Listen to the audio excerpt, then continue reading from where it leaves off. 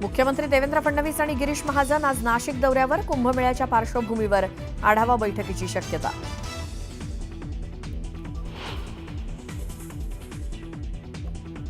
नागपुरातील 5 परिसरातल्या संचारबंदीत कपात. संचारबंदी उठवली तर 3 परिसरातील संचारबंदीत शिथिलता. यशोधरा नगरमधील संचारबंदी कायम.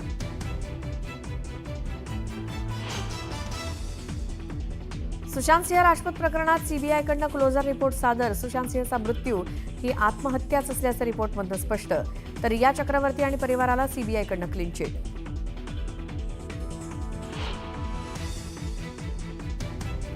आदित्य ठाकरेंचं मुख्यमंत्री फडणवीसांना पत्र. मुंबईतील रस्त्यांच्या घोटाळ्याची चौकशीची मागणी करत शिंदेंवरती आरोप. काल भाजप आमदारांकडूनही सभागृहात रस्त्यांचा मुद्दा उपस्थित.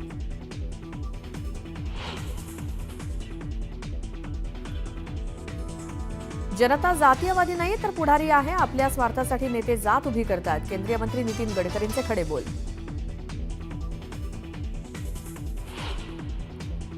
बीड जिल्हा कारागृहात पतीच्या जीवाला. वाल्मिक कराडकडून धोका. दादा खिंडकरच्या पत्नीचं कारागृह अधीक्षकांना पत्र. खिंडकरला संरक्षण देत सीसीटीव्हीच्या निगराणीखाली ठेवण्याची मागणी. केंद्र सरकारकडून कांद्यावरील 20% निर्यात शुल्क रद्द. 1 एप्रिलपासून कांद्यावरची निर्यात 0 होणार. कांदा उत्पादक शेतकऱ्यांना मोठा दिलासा. रेल्वेच्या 3ही मार्गांवरती आज मेगा ब्लॉक. लोकल सेवेवरती होणार परिणाम. वेळापत्रक पाहूनच प्रवास करण्याचं आवाहन.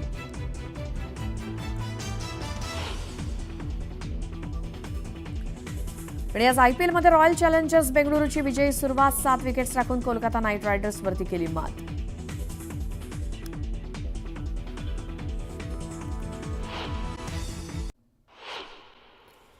गेल्या 3 दिवसांपासून सोनं चांदीचे भाव कमी होत असून चांदीचे भाव 1200 रुपयांनी कमी झाले आहेत. 28,100 रुपये प्रति किलोवर गेले.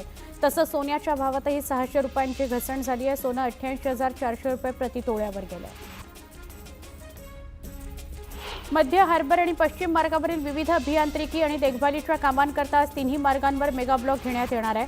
त्यामुळे 3ही मार्गांवरील लोकल सेवेवर परिणाम होणार आहे. त्यामुळे प्रवाशांना लोकल प्रवास करताना वेळापत्रक पाहून नियोजन करावं लागणार आहे. शिधापत्रिका धारकांना आधार क्रमांक जोडण्याकरता अन्न आणि नागरी पुरवठा विभागानं 31 मार्चपर्यंत मुदतवाढ दिली आहे. ग्रामीण भागामध्ये अजूनही लाखो शिधापत्रिका धारकांना आधार क्रमांक जोडण्याकरता मोठं दिव्य पार करावं लागतं. आधार कार्ड धारकाचा फोटो जुना असल्यानं केवायसी करत असताना अनेक अडथळे येत आहेत. दरवर्षीचा मार्च किंवा एप्रिल महिन्याच्या पहिल्या आठवड्यामध्ये परीक्षा आटोपली की बच्चे कंपनी थेट मामाच्या गावी धूम ठोकते. मात्र यावर्षी हजारो विद्यार्थ्यांचं हे गणित बिघडणार आहे. शिक्षण विभागानं नवीन GR काढत 1ली ते 9वीची परीक्षा 5 ते 25 एप्रिल कालावधीत घेण्याचे आदेश दिले आहेत. त्यामुळे पालकांसह मुलांचा हिरमोड झालाय. हिंदुस्थानी नौदलात अग्निवीर पदांची भरती केली जाणार आहे. या पदांकरता येत्या 29 मार्चपासून अर्ज भरण्यास सुरुवात होणार आहे. नौदलाकडून 2026 बॅच करता MR आणि SSR या पदांकरता भरतीसाठी अधिसूचना जारी करण्यात आलेली आहे. उन्हाळी सुट्ट्यांमध्ये होणारी प्रवाशांची वाढती संख्या लक्षात घेऊन अतिरिक्त गर्दी विभाजित करण्याकरता मध्य रेल्वेनं मुंबई, नागपूर, करमाळी, तिरुवनंतपुरम, पुणे, नागपूर, दौंड, कलबुर्गी या दरम्यान 332 उन्हाळी रेल्वे विशेष गाड्या चालवण्याचा निर्णय घेतला आहे.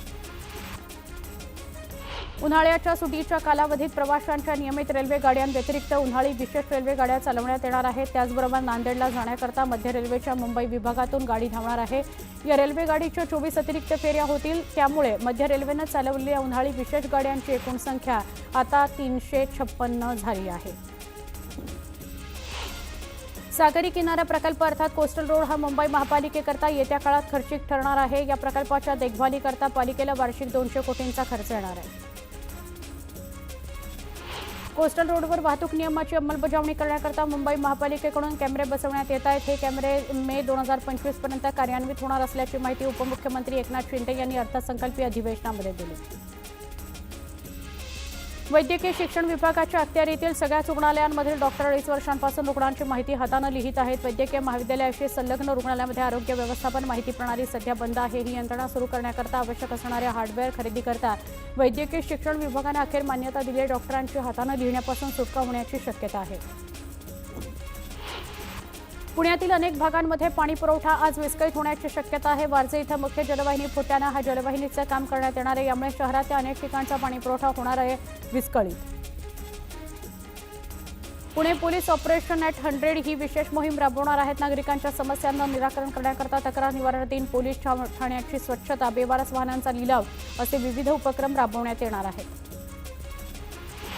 रस्ते सुरक्षेला प्राधान्य देतानाच केंद्र सरकारनं मोटर वाहन नियमांचं उल्लंघन केल्याबद्दल नवी दंड आणि शिक्षेची घोषणा केली आहे। या नवीन नियमांनुसार वाहतूक नियमांचं उल्लंघन केल्याबद्दल दंड 10 पट वाढवण्यात आला आहे। कडक उन्हामुळे मुंबईला पाणीपुरवठा करणाऱ्या धरणांमधील पाणीसाठा झपाट्यानं आटत चालला आहे। आणखी 2.5 महिने उन्हाळ्याचे बाकी आहेत, त्यामुळे संभाव्य पाणी संकट लक्षात घेता खबरदारीचा उपाय म्हणून भातसा आणि अप्पर वैतरणा या 2 धरणांमधील राखीव पाणीसाठा घेण्याची परवानगी मुंबई महापालिकेने राज्य सरकारकडे मागितली आहे। राज्यात उच्च सुरक्षा नोंदणी क्रमांक पाटी बसवण्याकडे नागरिकांनी विविध कारणानं पाठ फिरवली आहे। त्यामुळे सगळ्याच जिल्ह्यात आणि शहरात पाट्या लावण्यासाठीचं फिटमेंट सेंटर वाढवले जाणार आहेत। परिवहन आयुक्त कार्यालयाकडून तसा आदेश शनिवारी राज्यातील सगळ्या आरटीओ कार्यालयांना मिळाला आहे। उत्पादकांची एफआरपी एकरकमी देण्याचा कायदा आणि त्या संदर्भात न्यायालयानं दिलेल्या आदेशामुळे साखर उद्योगापुढे नवं संकट उभं राहिलंय। देशातील ऊस उत्पादकांच्या थकीत एफआरपीचा आकडा 15,505 कोटी रुपयांवर गेलाय। एकीकडे कायद्याची टांगती तलवार, दुसरीकडे आर्थिक डबघाई, यामुळे साखर कारखान्यांपुढे रक्कम उभी करण्याचं मोठं संकट आहे। मुंबई विद्यापीठाचा 2025-26 या वर्षाचा 968 कोटी 18 लाख रुपयांचा अर्थसंकल्प सिनेट बैठकीत मंजूर करण्यात आला। विद्यापीठानं यंदा 147 कोटी 63 लाख रुपयांच्या तुटीचा अर्थसंकल्प मांडला। यंदा विद्यापीठाची अर्थसंकल्पीय तरतूद 13% वाढली आहे। सावित्रीबाई फुले पुणे विद्यापीठाचा 2025-26 या आर्थिक वर्षाकरता एकूण 566 कोटी रुपये जमेचा आणि तब्बल 648 कोटी रुपये खर्चाचा अर्थसंकल्प सादर करण्यात आला। अर्थसंकल्पामध्ये एकूण 82 कोटी रुपयांची तूट दर्शवली असून गेल्या वर्षीच्या तुलनेत 17 कोटी रुपयांनी ही तूट कमी झाली आहे। चिंचवड इथल्या बहिणाबाई चौधरी प्राणी संग्रहालय नूतनीकरण आणि सुशोभीकरणाकरता 9 वर्षांपासून ती बंद आहेत। आतापर्यंत 20 कोटी रुपये खर्च करण्यात आलेत। आणखी 1.25 वर्ष हे संग्रहालय खुलं होण्याकरता पर्यटकांना प्रतीक्षा करावी लागणार आहे। गेल्या 2 वर्षांपासून जागतिक आणि देशातील हवा प्रदूषणात उरणची अव्वल क्रमांकावर नोंद होऊ लागली आहे। मात्र काही दिवसांपासून यामध्ये सुधारणा झाली असून शुक्रवारी हा हवा गुणवत्ता निर्देशांक 59 अंकांवर होता। या अंकात सातत्यानं सुधारणा होत आहे, त्यामुळे वातावरणही आल्हाददायक झालेलं आहे। मुंबईतील सगळ्या 13,79,083 झोपडपट्टी वासियांचं बायोमेट्रिक सर्वेक्षण पूर्ण करण्याकरता झोपडपट्टी पुनर्वसन प्राधिकरणानं निविदा काढून महापालिकेच्या प्रभागनिहाय सर्वेक्षण संस्थांची नियुक्ती करण्याचं ठरवलं। आतापर्यंत 40% बायोमेट्रिक सर्वेक्षण पूर्ण झालं असून उर्वरित 60% पूर्ण करण्याकरता एकाच वेळी अधिक संस्थांची नियुक्ती करण्याचा निर्णय प्राधिकरणानं घेतला आहे।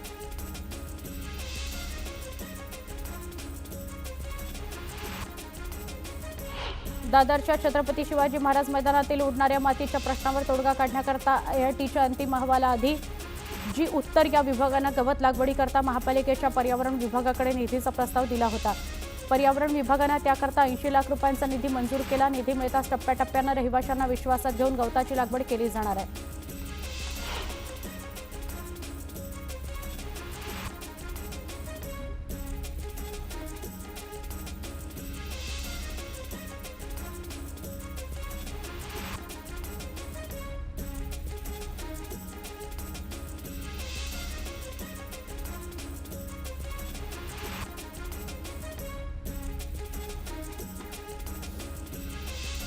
मुंबईमध्ये क्षयरोगाचे रुग्ण वाढत आहेत। 2024 मध्ये एकूण 60,633 रुग्ण आढळले।